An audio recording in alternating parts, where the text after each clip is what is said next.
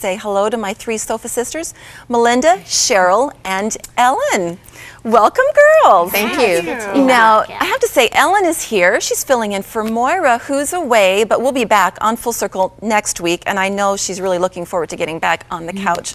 But Ellen, thank you for taking some time out and spending time with us on Full Circle. I know that you are a very busy woman with all of your wonderful work at the Canadian Centre for Abuse Awareness. Tell us what you've been up to since you were with us last. Well, let me see. I think it's been 7 or 8 months. Okay. And God's been pouring out so much.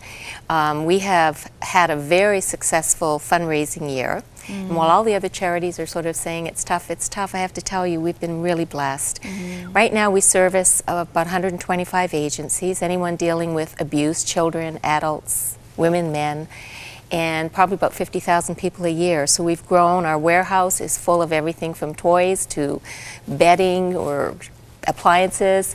So we are really, we've been blessed, but the other side of that too, and as you probably know, in these times, there's more need.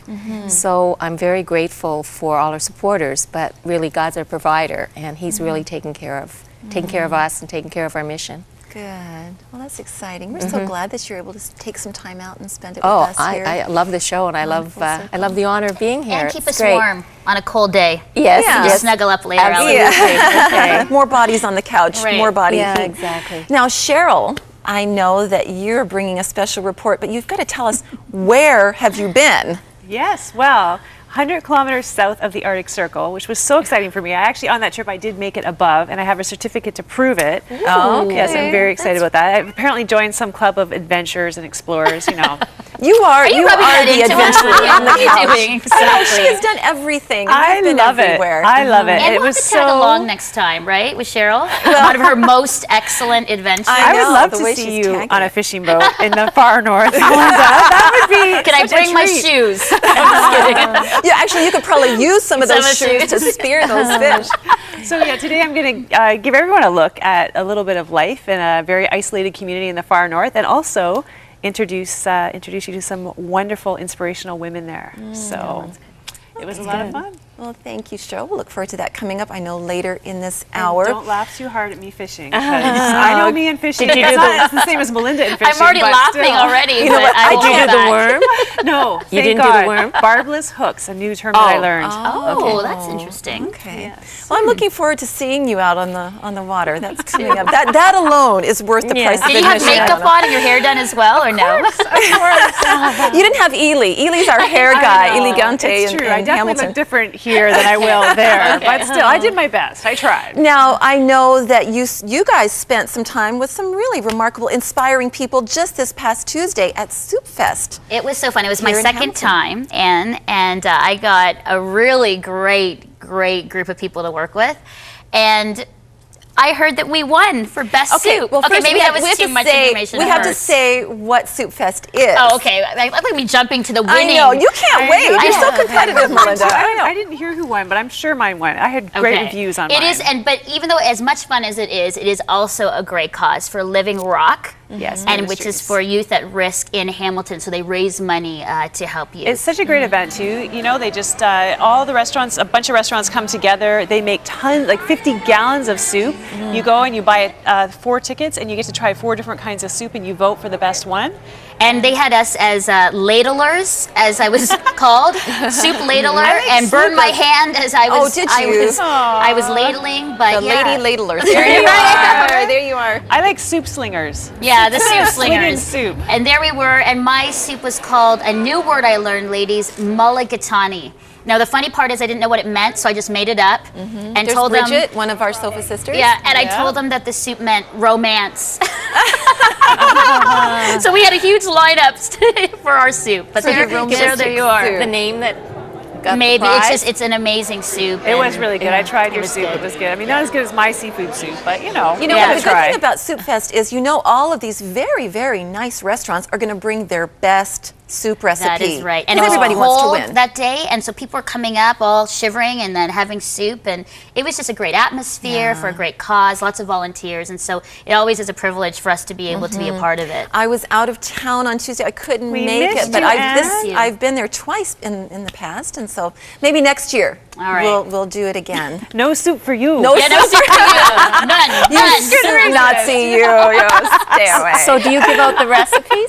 No, they don't. It's a very secret ingredients that they don't tell anybody. But but I, You have to Melinda, go to the okay, restaurant your is the soup idea. did win. it did win. And you're very proud of that. And I'm very, very proud. And next week I have some little things to give to the ladies on the couch from my team. Because we have a next report week's Full next week, Circle. right, on That's the Soup right. Fest. on yes. Soup Fest. Okay, well, did any of you get a chance to see the article about how some churches are being impacted by all of the talk of recession? Well, in the latest Globe and Mail article, they interviewed a number of pastors from across the country.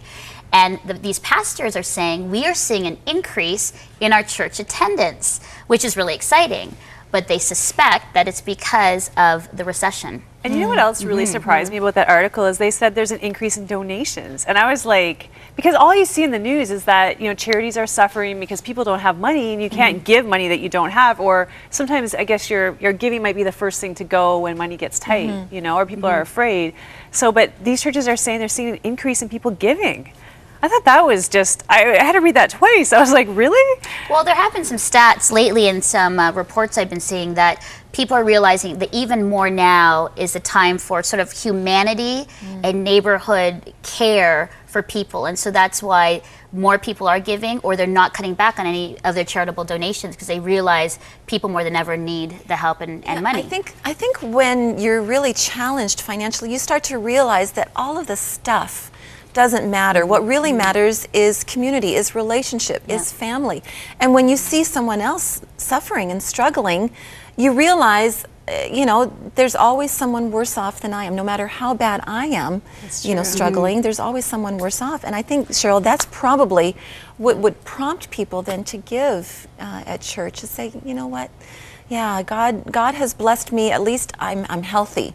I've got a husband, or I've got a child, or I've got love around me. Yeah, and I need to reach out to those who I'm don't. encouraged, though, that if the rise of attendance is because people see the church as a place for belonging and community, of care, safety, I think that's encouraging. I think that if that is what the church is representing in Canada, way to go, church. Really, like if people are coming to that, I mean, maybe there is the desperation because we are so out and down and there's no place to go, but thank God that we have churches and communities that are able to embrace people and give them that kind of hope. Well, I think the other thing too is even my agency this year, we had the best year ever for donations. Wow. And what I noticed is, well, first of all, God's our provider, so that's who I look to for our provision. But I also noticed that there's a lot more individual, smaller donations. It wasn't so much the corporate. As a matter of fact, some of our corporate giving was down, but it was the individuals, and they made up, and we had our best year yet. So it's really in keeping with what you're saying, Anne, and what I think the churches are seeing. I think it's, what you said, yeah, we should be a comfort, and I think we need to kind of wake up as an opportunity now that this is a time to make a difference in our communities, Maybe we have room in our house to take someone in who lost their home. Maybe there's different ways that we can help single mothers, or, have people over for a meal, or, like just different creative ways that, when our culture is suffering, it's really a time for us to show that our faith is what motivates us to make a difference, and that, God's love makes a difference. Well, let's be responsive. I think here's an opportunity for the Christian community to come and say, let's respond out of the love and the action that Jesus has called us to do and be, the hands and feet of Jesus to care for the poor and the widows and those that are marginalized and that are in need. So let's, encourage each other to do that, and I think that will be an amazing opportunity to really, extend our hands to people that we normally don't. And I think, even though it's tough with recession and the economy, this is also a great opportunity as well. For sure, and when people are checking out church, now's the time. Hopefully, this isn't just like a little bump in their life. Hopefully that faith plays a bigger role long term, whether times are good or times are bad. Absolutely. I'm sorry, I interrupted you. No, it's okay. I was just thinking what James said, that perfect religion is to care for the widows and orphans. So really, we're stepping into what really the Lord has called us to do. That's right. That's good. It's good news. Well, when we get back, we're going to talk about the world of adoption with author Deborah Brennan. Stay with us.